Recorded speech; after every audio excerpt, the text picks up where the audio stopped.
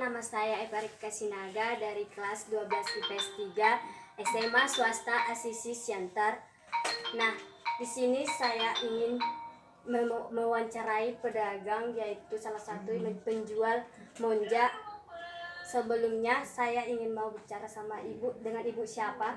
Saya dengan Ibu Vivi, Mama Vivi. Apakah ibu boleh mengizinkan saya ingin mewawancarai dagangnya ibu? Boleh ya, silakan. Baiklah, saya ingin mewawancarai ibu beberapa pertanyaan.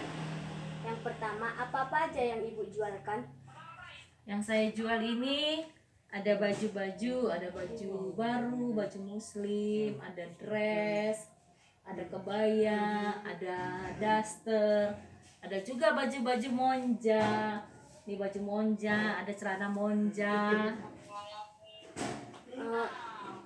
Terus kenapa ibu memilih menjual monja-monja gini? Oh, maksudnya menjual baju-baju ini ya. Kenapa saya menjual baju-baju ini gitu ya? Iya. Karena maksudnya kenapa tidak memilih yang lain ya? Iya, yang lain gitu. Karena kalau menjual baju-baju ini bukan barang busuk, seandainya tidak laku misalnya kan, ini kan bisa bertahan gitu loh. Kalau barang-barang lain seperti kayak sembako apa, itu kan barang busuk, kalau nggak laku itu kan ada kadaluarsanya, ada apanya gitu. Jadi makanya saya memilih baju-baju ini gitu. Jadi target penjualan bau di kalangan mana saja itu? Oh, target penjualan saya di kalangan orang-orang dewasa, orang-orang dewasa, terus anak remaja gitu. Jadi Bu selain menjual di sini, ke mana saja ibu menjual gitu? Saya menjualnya ke pekan-pekan. Terkadang saya menjual dengan online juga, kayak live gitu. Kalau lagi di rumah saya live online gitu. Jadi bagaimana cara Bu menarik pelanggan itu? Cara menarik pelanggan, ya saya menjualnya jangan terlalu mahal. Terus barang-barang saya itu jangan barangnya itu aja, harus ada yang baru gitu. Terus bagaimana cara Bu mempertahankan pelanggan Bu itu? Mempertahankan pelanggan, Iya. ya seperti itu tadi lah. Tetap jangan menjual jangan menjual terlalu mahal. Nah, apa yang misalnya diinginkan pelanggan, ya semampu saya siapkan gitu loh. Jadi bagaimana cara Bu mendapatkan keuntungan? Cara untuk mendapatkan keuntungan, misalnya satu celana ini modalnya misalnya 15.000.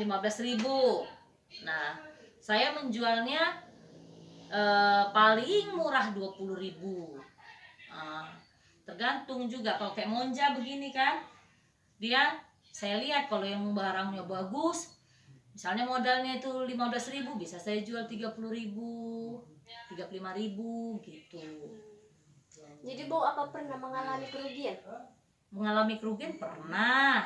Terus apa yang menyebabkan kerugian tersebut Bu? Misalnya target saya satu minggu itu harus laku 200 pieces. Untuk satu bal ini saya targetkan satu minggu ini harus laku 200 pieces. Nggak taunya sudah 3 minggu nggak laku gitu loh.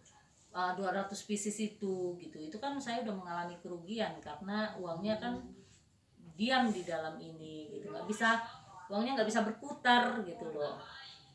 Jadi bagaimana cara mengatasi itu Bu? Cara mengatasi kerugian itu, misalnya kalau udah satu minggu barang itu perputarannya kurang, saya menjual murah.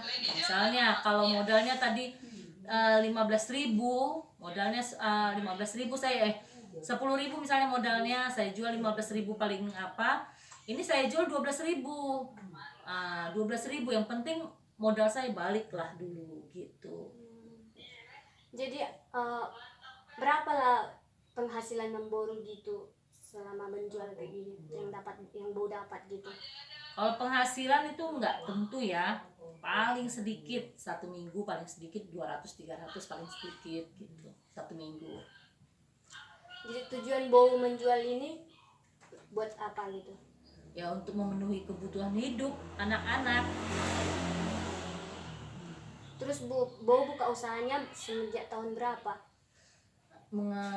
Tahun kemarin ya, 2020. Oh. Selain kan Bow tadi ku tanya bukan juga selain di pajak juga, terus Mbak Boru itu buka ke pajak jam-jam berapa gitu perginya sama pulangnya? Nah itu tergantung, kayak misalnya di pekan Serapu itu kan pekannya siang, saya berangkat dari rumah setengah 10, jam 10. Nanti sampai di rumah itu mau sampai setengah 6, jam 6 gitu. Bow hanya menjual gitu, terus ada juga beraneka jenis, ada daster apa tercukupi kayak gitu Bu? Tercukupilah untuk kalau untuk kebutuhan hidup gitu. Baiklah Bow, sekian dari wawancara saya. Terima kasih atas waktunya. Sekian dan terima kasih.